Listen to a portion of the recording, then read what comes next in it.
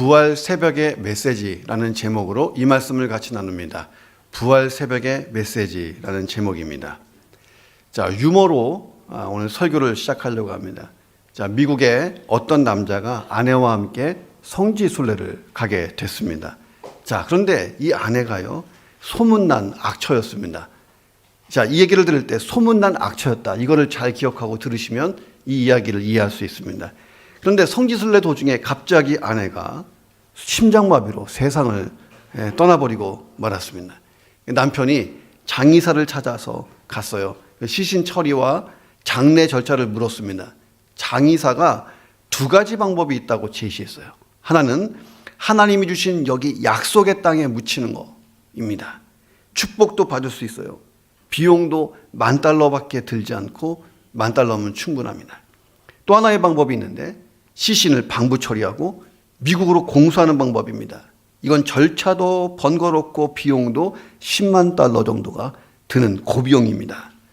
그런데 이 남자가요, 비싸더라도 내 아내를 미국으로 이 시신을 옮기겠습니다, 이렇게 얘기했어요.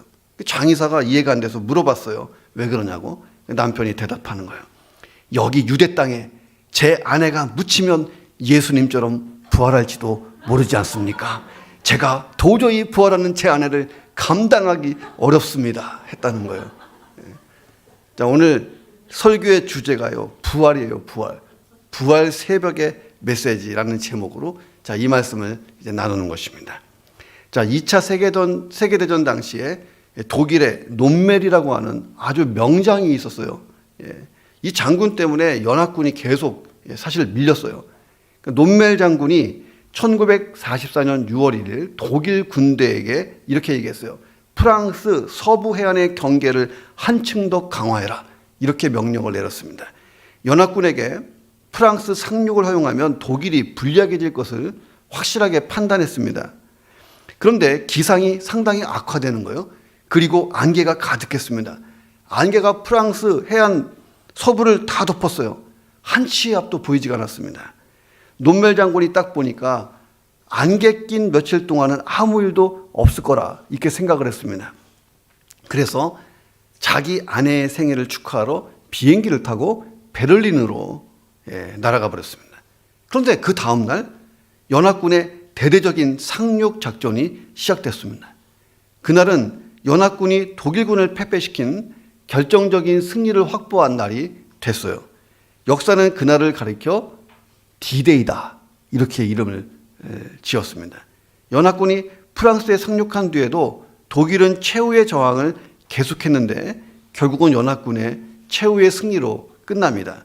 그래서 2차 세계대전이 끝난 날, 그날을 D-Day라고 아니고 승리의 날, 그래서 V-Day라고 하는 것이 생기게 됐습니다.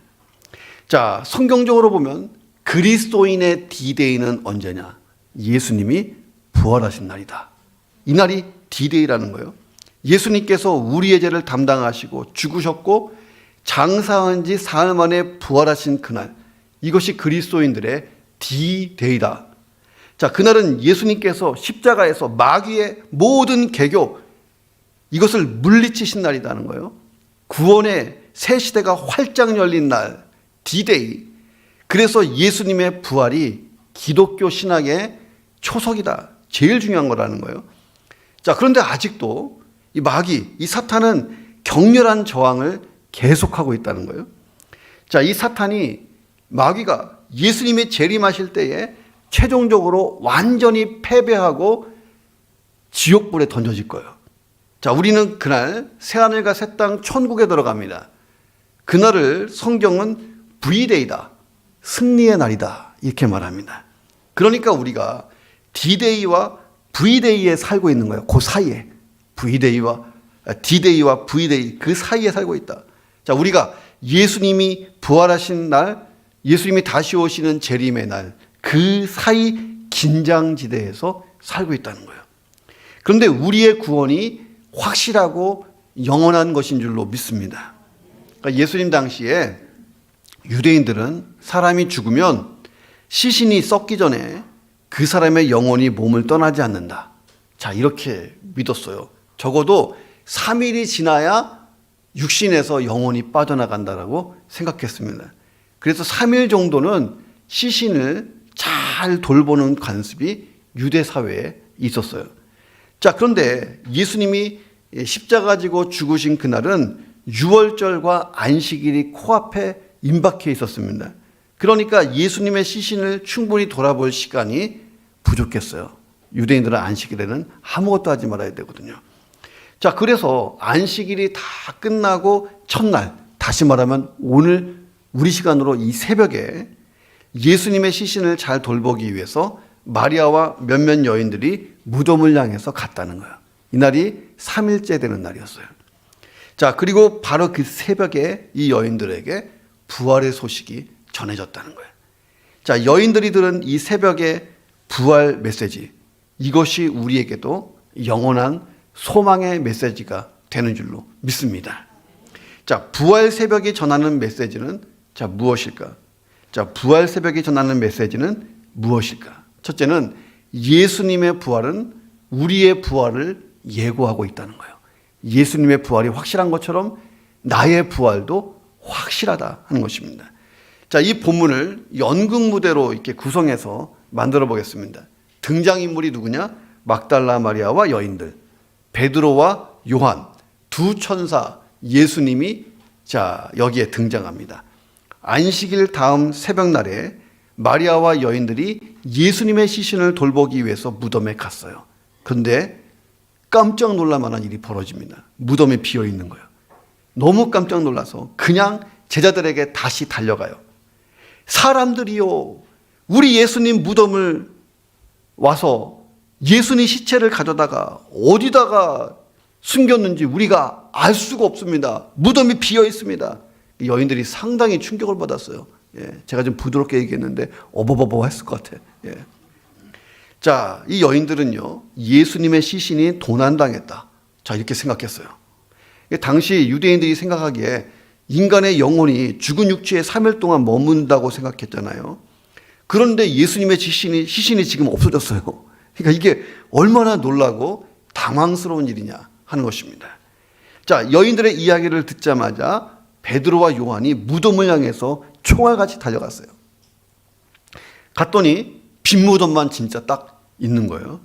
자, 안타깝게도 이 베드로와 요한이 예수님의 부활을 믿지도 못하고 깨닫지도 못하고 다시 집으로 돌아갑니다.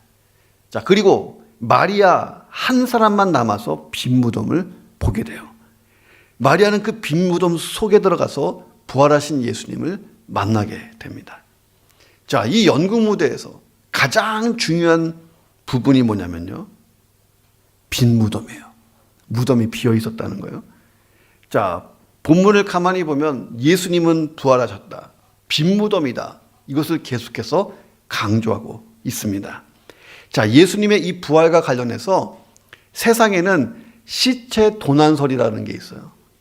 예수를 믿지 않는 사람들이 만들어낸, 야, 그거 시체가 도난당한 거야, 진짜 그런 설이 있어요.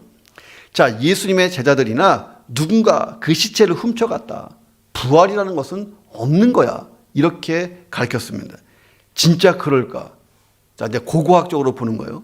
당시 유대인들의 무덤은요, 우리 무덤하고 달라요. 엄청나게 높은 암벽 같은 데에 굴을 파요. 굴을 파서 무덤을 만듭니다.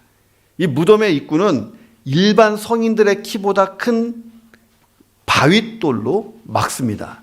2m가 좀 넘는 이 구멍을 파고 입구를 바윗돌로 막아요. 그런데 그 바윗돌이 또 넘어지지 않게끔 땅바닥에 홈을 팝니다. 깊게 홈을 파서 거기에 큰 돌멩이를 갖다가 놓는 거예요. 예수님의 무덤은 어떤 것이었냐면 당시에 아리마대 요셉이라고 하는 사람이 제공한 무덤이에요. 아리마대 요셉은요, 그 당시에 CEO야, CEO. 큰 대기업을 거느리는 큰 부자였습니다. 이 사람이 자기를 위해서 미리 무덤을 하나 크게 준비해놨는데 그 규모가 얼마나 겠어요? 엄청나게 컸을 거예요. 자, 그리고 로마 군병들이, 최정예 군대가 그 무덤을 지키고 있었습니다. 많은 남자들이 달라붙어서 겨우 옮길 수 있는 큰 돌, 게다가 이 돌이 구덩이에 박혀 있어요. 자, 예수님의 제자들 보세요. 십자가 죽음 앞에서 다 도망갔어요. 제자들이 시체를 가져갈 리가 거의 없다는 거예요. 7절에 보니까 예수님이 아주 신비스러운 방법으로 이 수의하고 머리를 감싼 수건에서 빠져나가요. 가끔 우리가 유튜브 영상에 보면 잘 표현했던데, 매미가 허물을 벗듯이 입고 있던 옷에서 몸만 빠져나간 거예요. 제가 지금 옷을 다 입고 있잖아요. 제 몸만 싹 빠져나가고 옷이 그대로 남아있는 거예요. 자, 생각해 보세요. 시체를 훔치는 사람이 와서 노마 군병을 다 때려 눕히고, 그렇죠? 땅에 박힌 돌, 거대한 돌을 치우고, 머리 수건과 수의를 다 벗겨서 시체를 싹 빼고 옷은 그대로 다시 똑바로 사람처럼 놔두고, 그리고 시체만 가지고 도망친다. 이게 상식적으로 말이 안 되잖아요. 그러니까 마태복음에 보면 큰 지진이 일어납니다. 그 지진이 일어났을 때 노마 군병들은 전부 다 기절해 버려요. 지진 한 방에. 자, 그리고 주의 천사가 내려와 돌을 옮깁니다.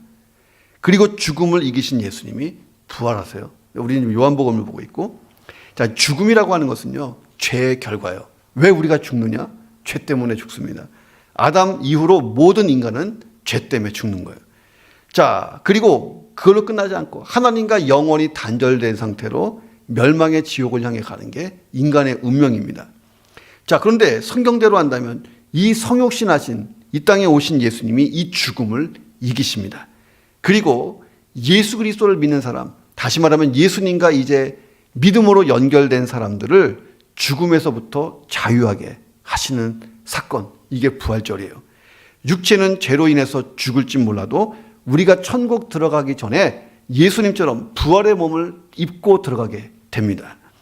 자, 우리의 몸이 예수님의 몸같이 바뀐다고 생각해 봐요. 이게 얼마나 영광스러운 몸일까? 성경은 영화스러운 몸이다, 이렇게 말합니다. 그리고 성경은 우리에게 예수의 부활은 모든 믿는 사람들의 부활을 예고하고 있다, 이렇게 가르칩니다.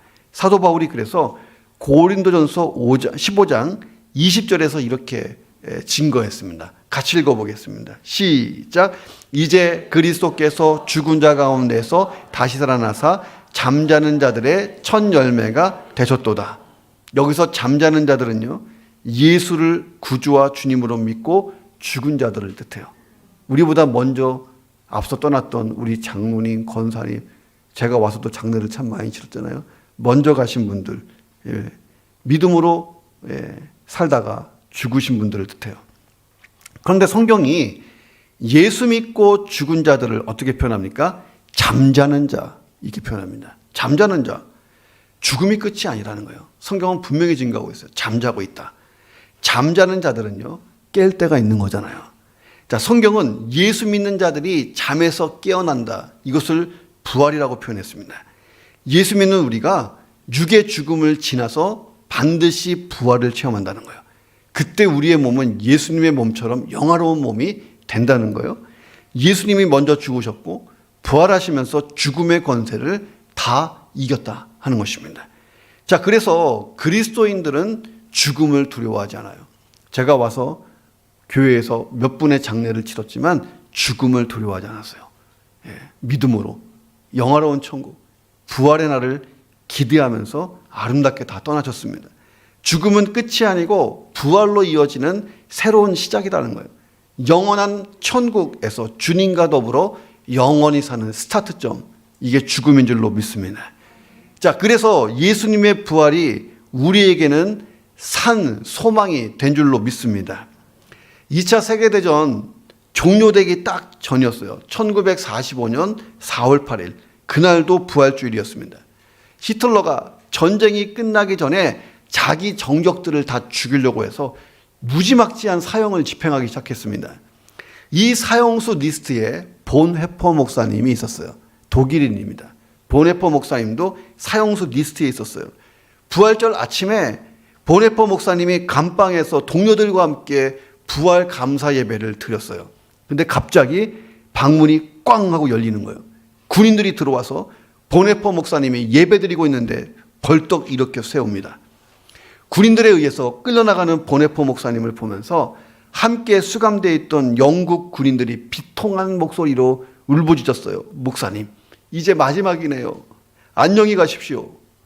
그리고 인사하는데 보네포 목사님이 거꾸로 미소를 띄우면서 이렇게 얘기하는 거예요. 아니요, 지금은 마지막이 아니라 새로운 시작입니다. 이렇게 말했다는 거예요. 죽음을 맞이하는 시간이 영원한 생명이 시작되는 시간이라고 말한 거예요. 부활의 소망을 가지고 있었던 보네포 목사님은 죽음을 두려움이 아니라 설레임으로 맞이했다는 것입니다. 자, 독일의 플로센비르크 강제수용소 담당 군의관 페스케라는 사람이 1945년 그날 있었던 4월 9일 부활절 일기를 이렇게 썼어요. 오늘 새벽 5시와 6시 사이에 히틀러에 의해서 독일의 장성들과 외국인들이 다 사형을 받았다. 그 중에 나의 영혼을 사로잡은 사람은 보네포 목사 한 사람이었다. 그는 처형장에 끌려가기 전에 오랫동안 기도하고 있었다. 교수대에 올라가서도 잠시 기도했다. 지극히 평화롭게 보였다. 오랫동안 사형수를 보았지만 그렇게 기도하는 사람은 나는 처음 봤다. 나는 그런 죽음을 본 적이 없다.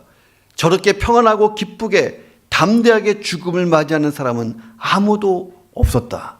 그의 일기가 세간에 알려지면서 기사화됐어요. 보네포 목사님, 부활의 소망이 있었기 때문에 이 땅을 떠나서 부활의 주님께로 이미 가신 줄로 믿습니다. 그 이후로도 많은 그리스도인이 떠났어요.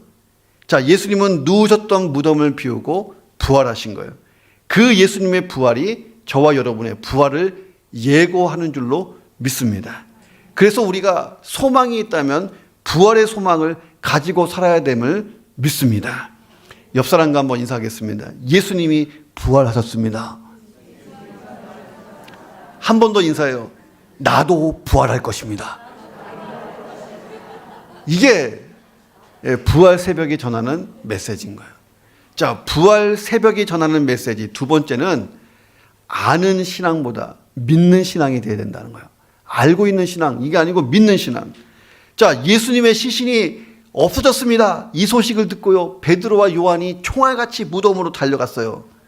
아마 베드로보다 젊은 요한이 먼저 무덤에 달려갔어요. 뜀박질이 빠르니까. 요한이 무덤까지 딱 갔는데 무서워서 무덤 안에 들어가지 보지 못합니다. 그런데 뒤늦게 도착한 베드로는요, 성격이 급하잖아요. 그냥 무덤까지 들어가 버린 거예요. 자, 8절에 보니까 베드로와 요한이 무덤에 들어가 보고 믿었다라고 기록되어 있어요. 여기서의 믿었다는 게 도대체 뭘 믿었다는 건가? 예수님의 부활을 믿은 게 아니에요. 야, 진짜 마리아의 말대로 예수님의 시신을 누가 훔쳐갔네. 큰일 났네. 자, 이렇게 했던 거예요. 9절에 보면 확실히 알 수 있어요. 그들은 성경에 그가 죽은 자 가운데서 다시 살아나야 하리라 하신 말씀을 아직도 알지 못했다라고 나옵니다. 그러니까 베드로와 요한이 이제 앞으로 이게 어떻게 될 건가, 너무도 큰 두려움을 가지고 다시 제자들이 모인 그 집에 돌아가게 됩니다. 예수님이 십자가 죽으시기 전에 제자들에게 부활에 대해서 계속 얘기해 왔어요. 계속해서. 자, 베드로와 요한은 예수님의 부활을 믿었다면 마리아의 빈 무덤에 대한 이야기를 처음 들었을 때 진짜 예수님 부활하셨네? 확신을 가지고 무덤으로 달려갔어야 되는데 안 믿었다는 거예요. 자, 그들은 내가 부활할 것이다, 예수님이 계속해서 말씀하신 것, 자, 이것을 확인하기 위해서 무덤에 뛰어간 게 아니고 예수님의 시체가 사라졌다 그러니까 진짜 마리아의 말이 맞나 안 맞나를 확인하러 달려갔던 거예요. 자, 결국 마리아에 대한 이야기만 확신하고 진짜 예수님이 사라졌네? 이러고 집으로 돌아왔다는 거예요. 자, 이 사건 속에서 하나 분명한 것은 뭐냐면 아는 신앙 가지고는 절대 부활을 이해할 수가 없다는 거예요. 예수님 탄생하실 때 성경 박사였던 서기관들은요, 메시아가 베들레헴에서 탄생하신다, 누구보다 잘 알고 있었어요. 그런데 예수님이 진짜 메시아로 베들레헴에서 탄생하셨는데 이 사람들은 예수님을 만나지 못했다는 거예요. 왜? 그들의 신앙이요, 그냥 아는 신앙이었다는 거예요. 아는 신앙. 그런데 그들이 무시하던 죄인들, 병자들, 가난한 사람들, 무식한 사람들, 여자들이 예수를 먼저 만났다는 거예요. 그들은 아는 신앙은 별로 없었지만 믿는 신앙이 확실했어요. 확실하게 믿었습니다. 우리가 부활하신 예수님을 믿는다면 우리가 그 당시의 제자들보다 신앙이 훨씬 더 좋은 거다 하는 거예요. 자, 제자들은 이 상식선에서 죽은 사람이 부활한다는 것 불가능하다 이렇게 생각했어요. 자, 아는 신앙이 믿는 신앙이 되려면요, 부활을 믿으려면 우리의 지혜와 지식이 다 죽어야 가능한 줄로 믿습니다. 진짜 죽었다 살아난 사람은 아무도 없잖아요, 예수님 빼고. 그러니 우리의 지혜와 지식이 죽어야 예수의 부활은 믿어진다는 거예요. 인간의 지혜로 예수님의 부활을 믿을 수 있는 게 아니고 하나님이 주시는 지혜로만 믿을 수 있는 줄로 믿습니다. 자, 이런 사람의 자세는요, 어린아이 같아요. 어린아이들은요, 따지지 않고 믿잖아요. 이게 기독교 신앙이라는 거예요. 찰스 블론딘이라는 사람이 있어요. 찰스 블론딘. 유명한 고개사입니다. 예, 서커스 하는 사람이에요. 세계 최대의 폭포인 나이아가라에다가 쇠줄을 매달고 그 줄 위로 자전거로 건너가는 묘기를 보여줬어요. 생각해보세요. 나이아가라 저는 안 가봤지만 그 폭포가 굉장히 길잖아요. 양쪽에다가 줄을 연결해 놓고 폭포 위로 자전거 타고 지나가는 거예요. 그가 자전거를 타면서 물구나무도 서보고, 예, 여러 가지 고개를 할 때마다 수천 명의 관중들이 밑에서 막 열광하는 거예요. 열광. 예. 자, 그러다가 블론딘이 관중을 향해서 이렇게 말했어요. 여러분, 이번에는 내가 어린아이를 등에 업고 줄을 타겠습니다. 제가 과연 어린아이를 등에다가 메고, 예, 어깨에다가 메고 이 일을 할 수 있을까요? 관중들이 할 수 있다고 막 블론딘을 외쳤습니다. 블론딘이요, 예, 이렇게 얘기했어요. 여러분의 자녀들 중에 한 아이를 제 등에 업혀주십시오. 라는 순간 슉 조용해졌어요. 이게 아는 것과 믿는 거의 차이예요. 내가 이렇게 할 수 있다고 믿습니까? 할 수 있습니다. 그럼 거기 당신 그 딸내미 좀 내가 좀 업고 합시다. 다 도망갔다는 거예요. 그러니까 아는 것 가지고는 이 블론딘에게 자기 자녀를 못 맡긴다는 거예요. 블론딘을 믿을 수 있어야 자기 자녀를 진짜 맡길 수가 있는 거예요. 신앙생활도 마찬가지입니다. 이 아는 신앙 가지고는 아무런 기적도 안 일어나요. 예수도 잘 못 믿습니다. 예수님이 수많은 병자들을 고칠 때마다 하신 말씀이 있어요. 너가 믿느냐? 이게 물어봤어요. 예. 너가 믿느냐? 너 아느냐? 이렇게 물어본 적 없어요. 너 어성경 읽어지네 공부했니? 이거 안 물어봤어요. 너 주기도문 외울 줄 아냐? 이런 거 안 물어봤어요. 너가 믿느냐? 이렇게 물어보셨어요. 자, 죽을 병 걸린 사람이 예수님이 무슨 병이든 고치신다고 알고 있으면 무슨 소용이 있어요. 저는 예수님이 맹인의 눈을 뜨게 하시고 중풍병자를 일으키시고 기모거리가 듣게 하시고 심지어 죽은 자를 살리신 것을 다 알고 있습니다. 이거 가지고 안 된다는 거예요. 이 알고 있습니다가 믿습니다로 바뀌지 않는 한 기적이 안 일어난다는 거예요. 그래서 예수의 부활을 믿는 사람, 이 신앙이 세상에서 가장 위대하다는 거예요. 인간의 지식, 상식 모든 걸 다 깨뜨려 버린 거잖아요. 그러니까 이 부활을 믿는 신앙이요, 기독교 신앙의 꽃이라는 거예요. 자, 예수님의 부활은 죄로 인해서 영원히 죽어서 하나님과 단절된 상태로 지옥을 향해 가는 인간에게 구원의 소망을 준 사건이라는 거예요. 예수님이 나 대신 죽고 내 죄값을 치렀다, 이걸로 끝나는 게 구원이 아니고 예수님은 부활하셨고 영원히 살 수 있는 영생의 선물을 우리에게 주셨다. 여기서 끝나는 것입니다. 그리고 영원한 천국에 우리를 인도해 가시고 그 인도를 위해서 다시 이 땅에 오신다. 자, 이게 우리의 신앙입니다. 자, 부활의 사실을 내가 알고 있느냐, 믿고 있느냐, 아느냐, 믿느냐, 그것이 문제로다. 근데 아는 것과 믿는 것 사이가요, 이게 내 인생에 죽고 사는 게 달려있다는 거예요. 아는 신앙보다 믿는 신앙 되시기를 주의 이름으로 축원합니다. 부활 새벽에 전하는 메시지는 무엇일까? 마지막 세 번째는 주님을 사모하는 자가 주님을 만난다는 거예요. 자, 오늘 본문에 보니까 베드로와 요한보다 진짜 주인공은 막달라 마리아예요. 막달라 마리아를 상당히 부각시켜 놨습니다. 이 마리아가 누구였냐면요, 7 귀신에 사로잡혀서 고통받는 여인이었어요. 귀신 들려서 정처 없이 막 이상한 행동만 하던 여인이에요. 이 사람이 예수님 만났고 귀신이 다 도망가고 고침받았어요. 이 여인은 예수님을 사랑하고 존경했기 때문에 향유를 담은 옥합을 깨뜨려서 예수님께 부은 여인이에요. 예수님이 십자가 죽음을 당하실 때 제자들은 무서워서 다 도망갔어요. 근데 이 막달라 마리아는 끝까지 예수님의 십자가 죽음을 지켜봤습니다. 그리고 예수님이 부활하시는 그날 안식 후 새벽 첫날 3일째 되던 날 예수님의 무덤을 찾아간 거예요. 예수님의 빈 무덤을 가장 첫 번째로 본 사람 막달라 마리아. 영광의 어떤 케이스가 된 거예요. 그런데 오늘 본문에 보니까 진짜 예수님이 부활하신 후 이 막달라 마리아가 예수님을 처음 만납니다. 주님을 사랑하고 사모하던 막달라 마리아, 부활의 주님을 가장 먼저 만났다는 거예요. 자, 오늘 이 본문에서 베드로와 요한이 무대에서 퇴장했어요. 두려움을 안고 집으로 돌아갔어요. 이제 모든 시선이 마리아 한 명에게로 모아집니다. 마리아는 예수님이 부활했다고 전혀 생각 못했어요. 내가 사랑하는 예수님이 억울하게 죽임을 당하셨고 그 시신마저 지금 도난당했으니 너무 안타깝다 이렇게 생각했어요. 그래서 무덤 앞에서 대성통곡하고 울고 있는 거예요. 한참 울다가 무덤 안을 이렇게 들여다보는데 무덤 안에 흰옷을 입은 두 천사가 딱 있는 거예요.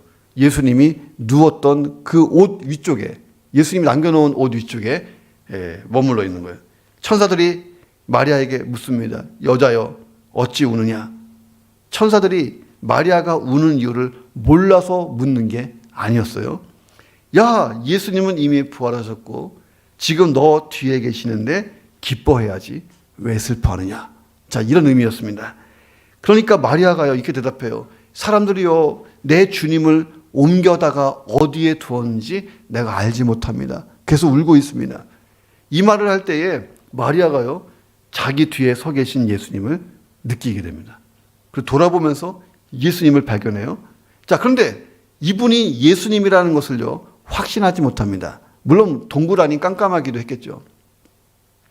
어떻게 예수님을 보면서도 예수님을 몰라봤을까?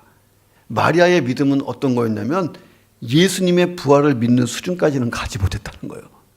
자, 예수님이 십자가에서 죽으시고 죽은 자가 살아날 수는 없고 이렇게 단정하고 있으니 예수님을 직접 만났는데 아니라고 생각한 거예요. 예수님이 마리아에게 물어요. 여자여 어찌하여 울며 누구를 찾느냐? 자, 여기에서 이 여자여는 상대를 상당히 높여주는 정중한 호칭입니다. 그러니까 마리아가 지금 동굴 속에서 예수님과 대화를 나누는데 예수님을 동산지기, 관리인으로 생각한 거예요. 무덤 관리인. 주여, 당신이 옮겼거든 어디에 두었는지 내게 말해주세요. 그러면 내가 예수님의 시신을 가지고 가고 싶어요. 이렇게 말한 거예요. 여기서의 주여는 보통 남자들을 좀 높일 때 쓰는 호칭입니다. 바로 그때 예수님이요, 이 마리아의 이름을 불러요. 마리아야 이렇게 부르십니다. 순간 마리아가 자기 앞에 있는 분이 예수님이라는 것을 깨닫습니다. 너무도 낯익은 음성이에요. 마리아야 이렇게 부르시는데 마리아가 얘기하죠. 라보니 선생님 이렇게 부릅니다.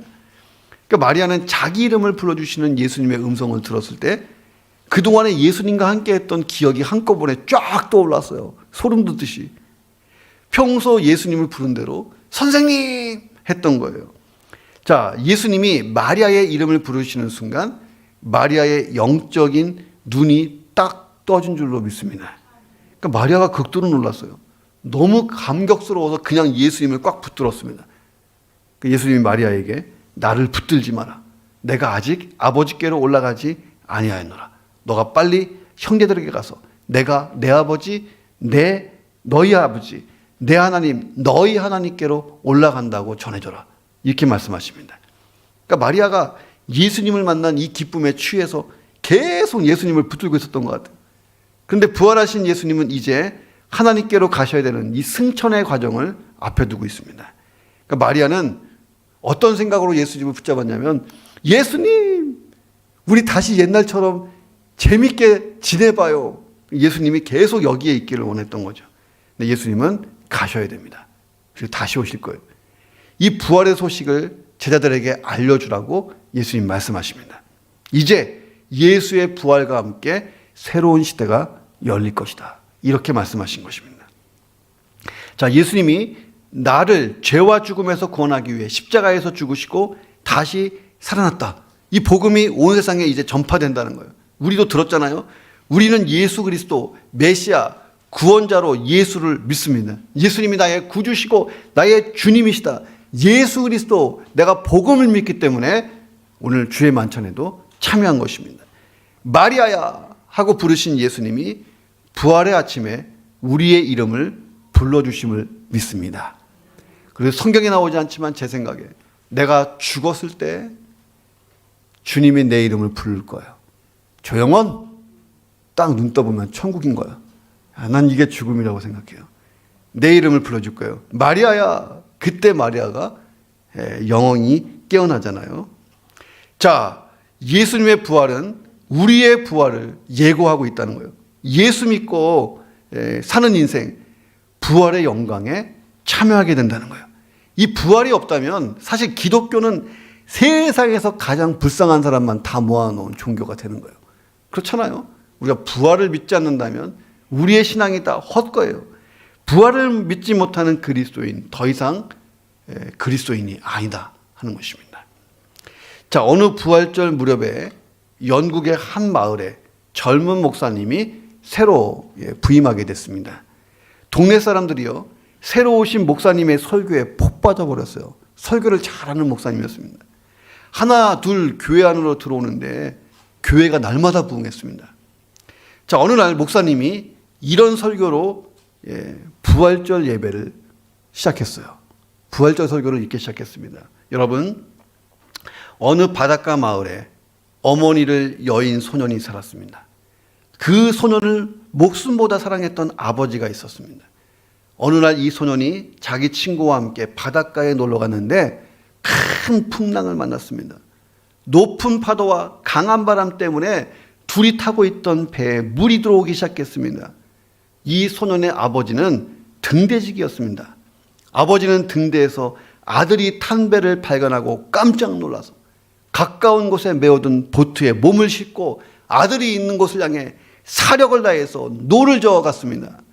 아들의 배에 가까이 간 아버지는 절망하고 말았습니다. 그 사이에 배가 뒤집혀졌고 두 아이가 바다에서 빠져 허우적대고 있었습니다. 그런데 아버지가 타고 온 보트가 너무 작아서 한 명밖에 태울 수가 없었습니다. 둘 다 태우면 또 뒤집어지는 것입니다. 상황을 파악했던 아들의 친구는 절망에 빠졌습니다. 당연히 아버지는 아들을 보트에 태울 거라고 생각했기 때문입니다. 그런데 아버지가 아들을 바라보면서 이렇게 말했습니다. 미안하다 아들아. 너는 지금 죽어도 천국에 갈 수 있지만 내 친구는 아직 주님을 모르지 않냐. 지옥 가는 거다. 아들은 아버지를 바라보며 비장한 미소를 띄웠어요. 그래요 아빠, 천국에서 만나요. 자, 아버지가 아들의 친구에게 다가가서 그를 건져 배에 태우고 눈물을 쏟으면서 노를 저어서 육지까지 왔습니다. 설교하면서요, 목사님의 눈이 막 촉촉하게 젖어가는 거예요. 그런데 예배당 뒤쪽에 있던 젊은이들이 속삭이기 시작했어요. 새빨간 거짓말이야. 뭐 저런 말이 다 있어. 다 지어낸 얘기잖아. 그걸 어떻게 믿어? 어떻게 자기 아들은 죽이고 아들 친구를 살려? 말도 안 되잖아. 자, 근데 그들 뒤에서 눈물을 흘리며 설교를 듣던 머리가 하얗게 센 노인이 나직막한 소리로 이 아이들에게 이렇게 얘기하는 거예요. 그렇지 않아, 젊은이들. 내가 그 아버지야. 저기 서 있는 목사가 바로 내가 구한 내 친구 아들이라네. 유명한 얘기예요. 이게 부활 신앙이 있어야 가능한 얘기 아니냐는 거예요. 자, 나에게도 진짜 부활 신앙이 있냐? 자, 부활의 주님이 진짜 나와 함께 하심을 믿고 있냐는 거예요. 그 부활의 주님이 다시 오실 거예요. 자, 그 주님은 지금도 우리와 함께 계세요. 부활의 주님의 손을 붙잡고 인생을 살 때에 승리하고 담대하고 용기 있게 사시기를 주의 이름으로 축원합니다. 기도하겠습니다. 하나님, 부활을 믿는 신앙을 가지게 하여 주옵소서. 아는 정도가 아니고 예수의 부활을 믿고 나의 부활도 믿게 하여 주옵소서. 우리가 부활의 소망을 가지고 살게 하여 주옵소서. 예수 그리스도의 죽음과 부활을 증거하는 삶을 살 수 있도록 축복하여 주옵소서. 그럼 통성으로 기도하겠습니다. 하나님 아버지 감사합니다. 부활을 믿는 신앙이 아니라 아는 신앙이 아니라 믿는 신앙이 되게 도와주시옵소서. 부활의 소망을 가지고 살기 기도합니다. 아버지 하나님, 예수의 부활은 우리의 부활이 될 것입니다. 부활하신 예수님이 우리의 소망입니다. 우리가 죄 때문에 이 땅에서 죽을지 몰라도 내 영혼을 다시 깨우시고 부활의 몸을 입혀주실 분 예수 그리스도 우리의 소망입니다. 그 예수가 그리스도이심을 죽음과 부활을 증거하는 삶을 살 수 있도록 인도해 주옵소서. 우리의 신앙이 새로워지고 우리의 영혼이 새로워지는 놀라운 은혜가 있을 수 있도록 도우시고 역사해 주시옵소서. 우리 주님 역사해 주옵소서.